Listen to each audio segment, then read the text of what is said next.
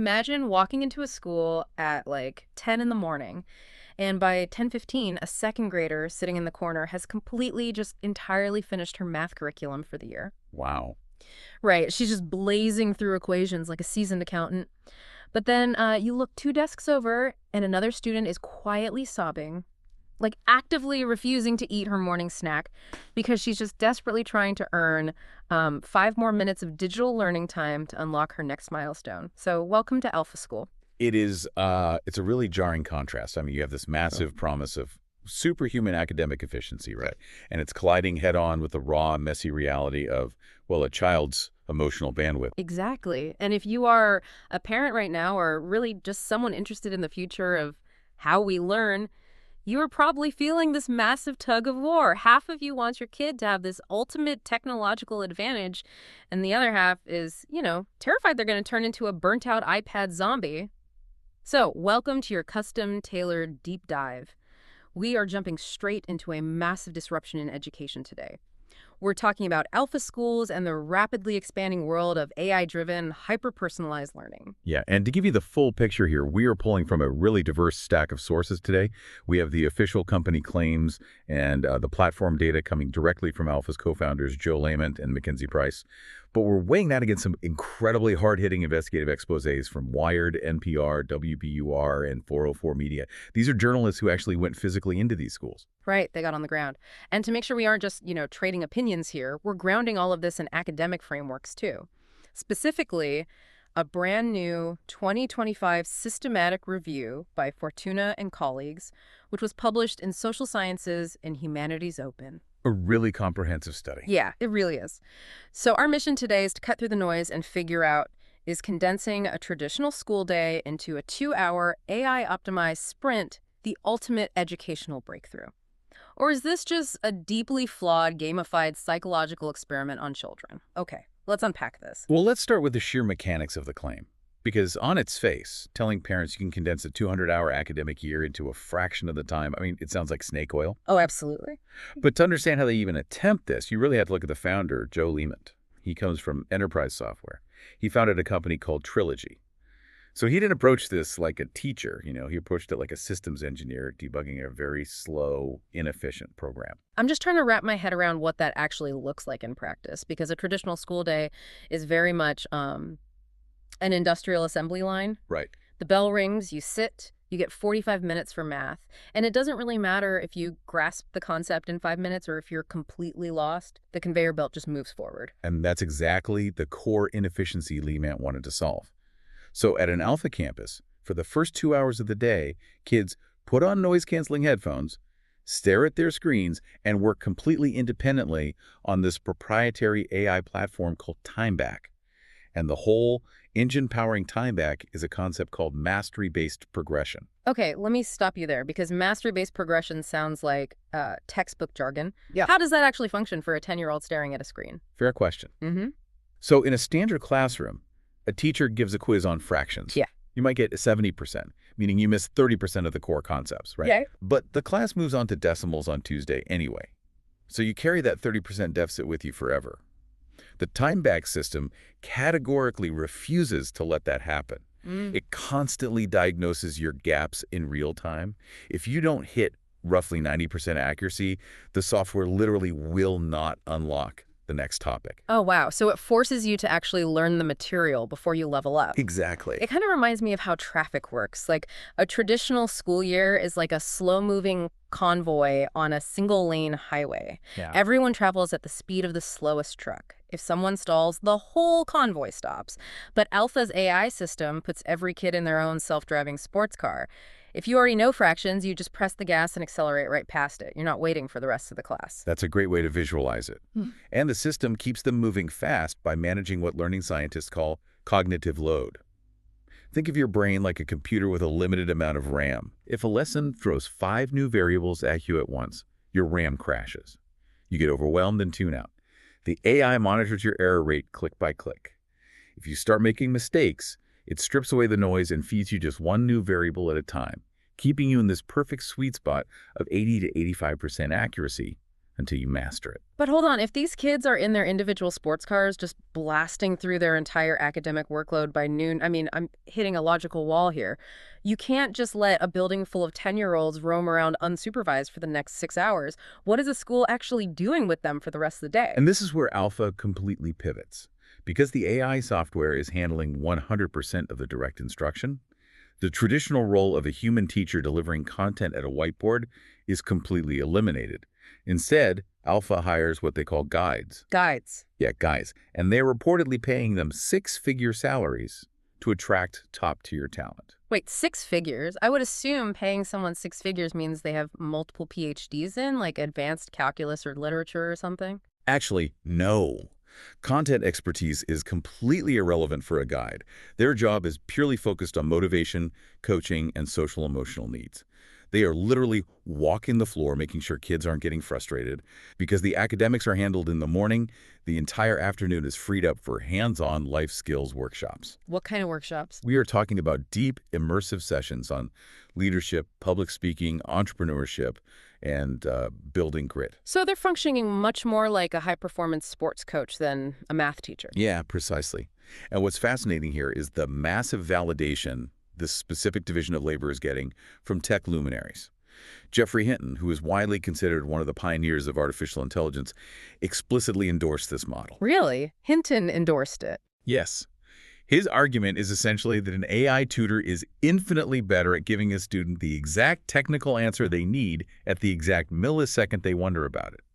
Which means using a human adult to lecture 30 kids at different comprehension levels is, well, a massive waste of human potential.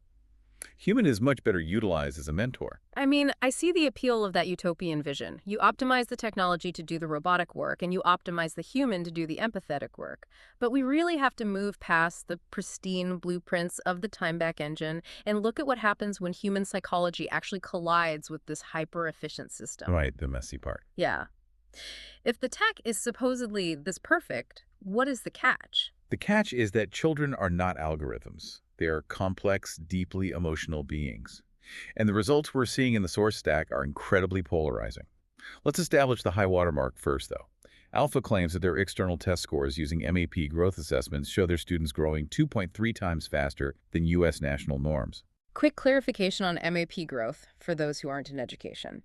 That isn't just a standardized test where you get an 80 or a 90, right? It measures individual trajectory over time. Yes, exactly. MAP adapts to the student. Yeah. If you answer correctly, the questions get harder. It measures your actual learning milestones regardless of what grade level you are technically in. And Alpha claims their students are consistently landing in the top 1 to 2% nationally on these metrics. Which would validate their entire premise. But then I read the investigative pieces from Wired, NPR, and 404 Media, and a much, much darker picture emerges. Yeah, it does. Wired actually sent a reporter to an Alpha campus in Brownsville, Texas. This is a predominantly low-income area where parents were thrilled to get access to elite tech education. But one mother gave a very different account. She reported her daughter was literally sobbing over multiplication drills.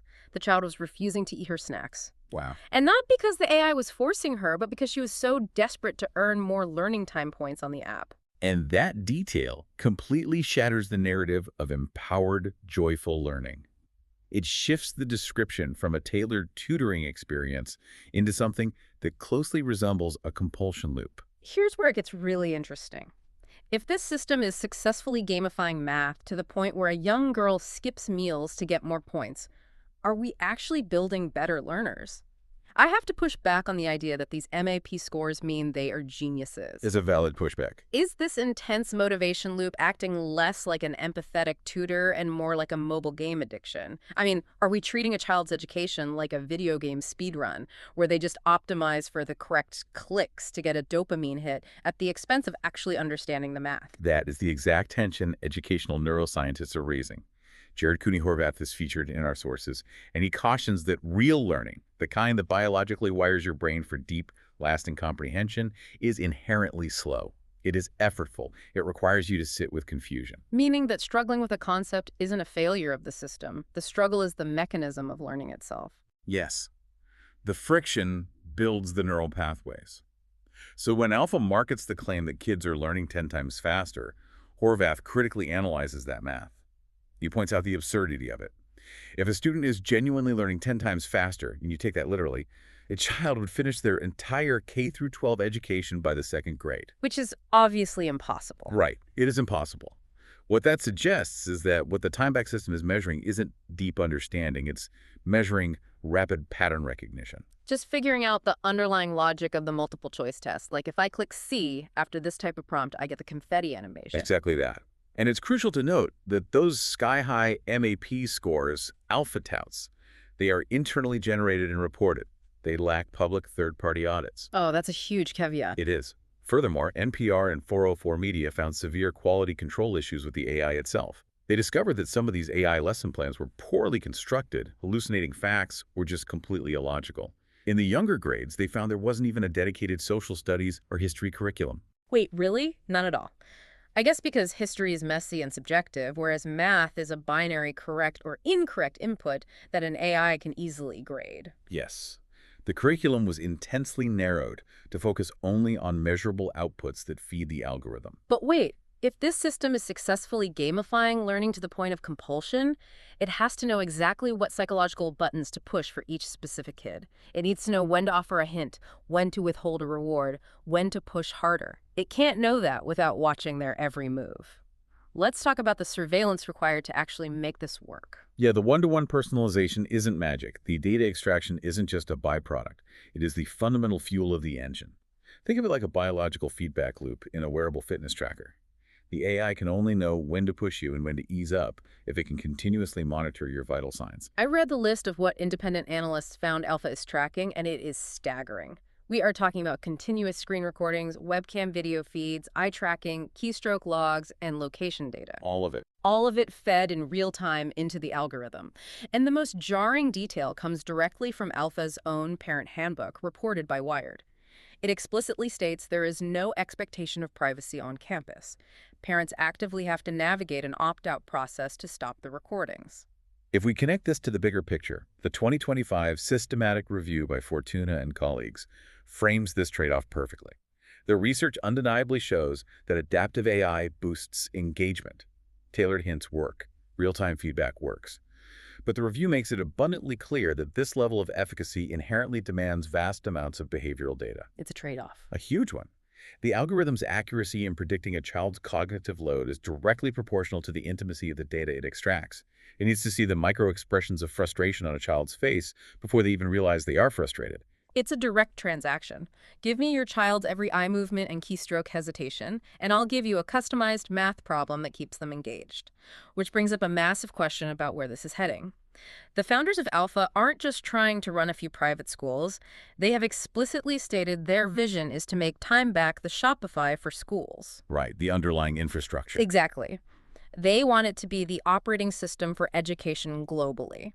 So my question is, if this technology scales into every classroom, does it actually level the playing field, or does it do something much worse and widen the gap between rich and poor? The equity debate surrounding this is profound. Right now, Alpha is a luxury product. They charge high private school tuition, upwards of $40,000 a year in some locations. Wow. Now, to their credit, they have attempted to reach lower-income demographics, hence the Brownsville campus. But their attempts to scale this through public, taxpayer-funded channels have hit massive walls.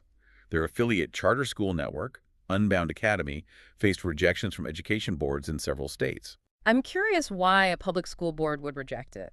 If a company walks in and says, hey, we can get your kids in the top 1% of reading and math, you'd think underfunded public districts would be begging for the software. You would think so.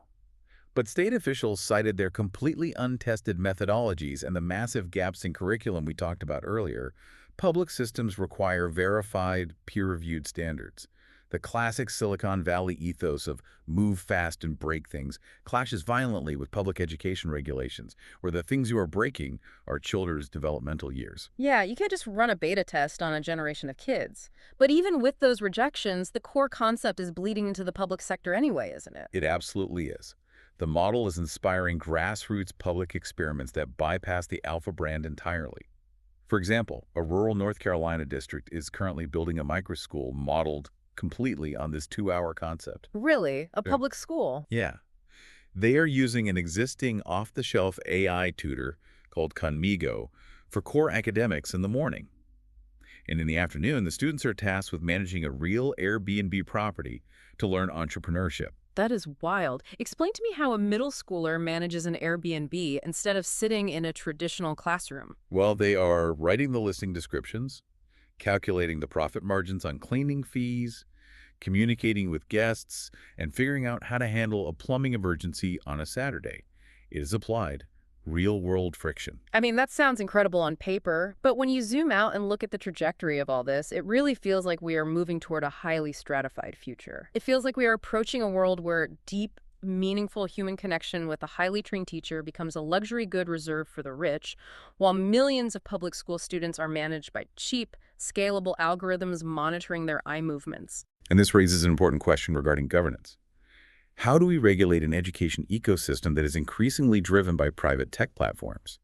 When the fundamental operating system of a public school is owned by a private corporation extracting keystrokes and webcam feeds, who is ultimately accountable for the child's privacy and psychological well-being? That is a staggering reality to process. If you are listening to this on your commute or at your desk, this deep dive really highlights a profound modern tension we are all facing, not just in education, but really everywhere. We're being offered the ultimate shortcut. We have an AI tutor that promises factual mastery in a fraction of the time, eliminating the boredom of the traditional classroom. But that shortcut demands a heady toll. It does. It demands invasive behavioral data, and it potentially sacrifices the slow, messy, deeply human context of traditional learning. It is the ultimate trade-off of the digital age. We are trading friction for efficiency. So we want to leave you with a final thought to mull over, something to take with you long after this deep dive ends.